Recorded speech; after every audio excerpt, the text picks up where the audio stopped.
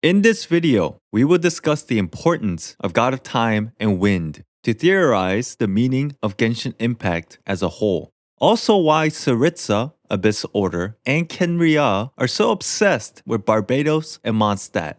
It starts right now. The very first thing that we think of when discussing the God of Time is his identity.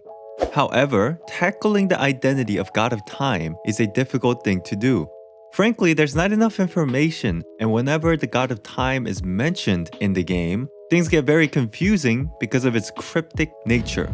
But to get some answers to theorize the overall story of Genshin Impact, I asked myself a different question. Why is the God of Time so important? To answer this question, let's dissect some hints related to the God of Time. The sundials from the quest Time and Wind states, seeds of stories brought by the wind and cultivated by time. Stories brought on the wind will bloom into legends in due time. The traveling scholar Sayed is also found reciting a poem. Seeds brought on by the wind will sprout in due time. Even the eye of the storm speaks, an ancient tale comes whisked in the wind. In time, it will grow and sprout once again.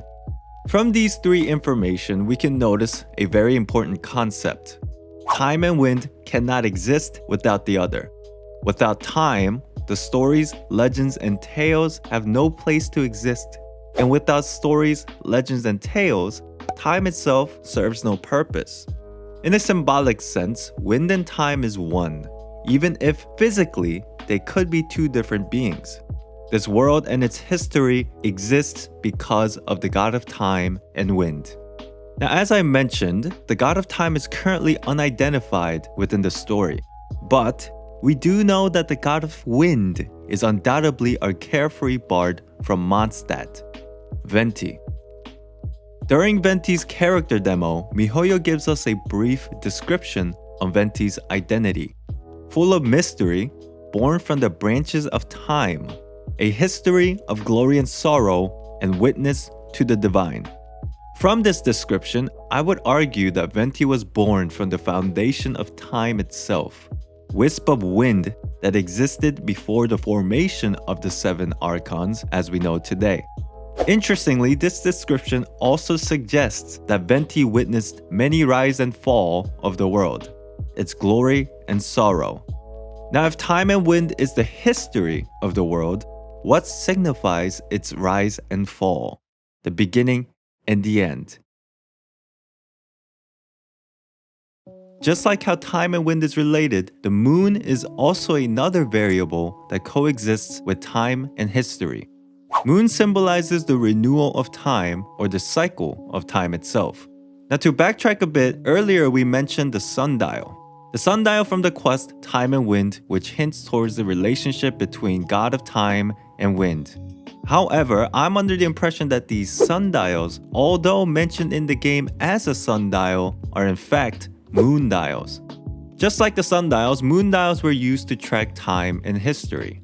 Now, during the quest, we're directed to take certain actions between 2 to 5 in the morning, the exact time frame where the moon is casting a shadow over the needle. Not only that, the moon is also hinted several times within the game itself, relating to time or wind. Resins, which we all despise, are shaped as a moon, which accumulates over time continuously. The name Mondstadt, the region of the Anemo Archon, even means the moon city. Now, if you're still not convinced, inside the book Heart's Desire, it further hints the moon's association with Barbatos and the God of Time. The book tells a story of 3 moon sisters named Aria, Sonnet, and Canon, which are all related to poetry, stories, and ballads. Now, with that in mind, the story within the sacrificial weapons state, on the cliff facing the eastern sea, the ancestors worshipped the masters of time and Anemo together.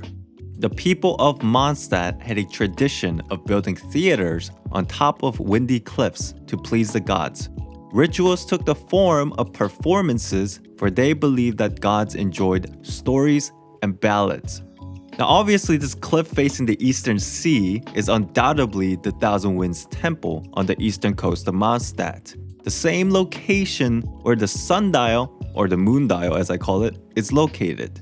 I'm sure you get the point. So what does the relationship between time, wind, and the moon signify in Genshin Impact? The history of the world is constantly repeated due to the existence of time, wind, and the moon. Without the gods of time and wind and the moon, the cyclical nature of life in Genshin Impact is fractured and ceases to exist. Now, if you've been paying attention to the story, I'm sure you've noticed by now, the Fatui, Abyss Order, and Khaenri'ah all seems to be connected to our carefree bard and Mondstadt in some way. According to Jean, the Cryo God has always coveted the Anemo God's power, particularly after the Cataclysm when Sarissa's ideals changed. In the case of the Abyss Order, during the Cataclysm, they specifically targeted Dragonspine, a region within Mondstadt. And even today, they are constantly found trying to weaken Mondstadt, lurking around the Four Winds Temple, and even corrupting the Valen. For Khaenri'ah, they sent Kaya specifically to Mondstadt as their last hope after the events of the Cataclysm. Why Mondstadt? Why not Liyue or Inazuma? So the question is, why? Why are they so obsessed with Barbatos and Mondstadt? Inside the world of Genshin Impact, no matter what happens throughout time, the wind continues to push time forward as the moon signifies the start and the end of a cycle.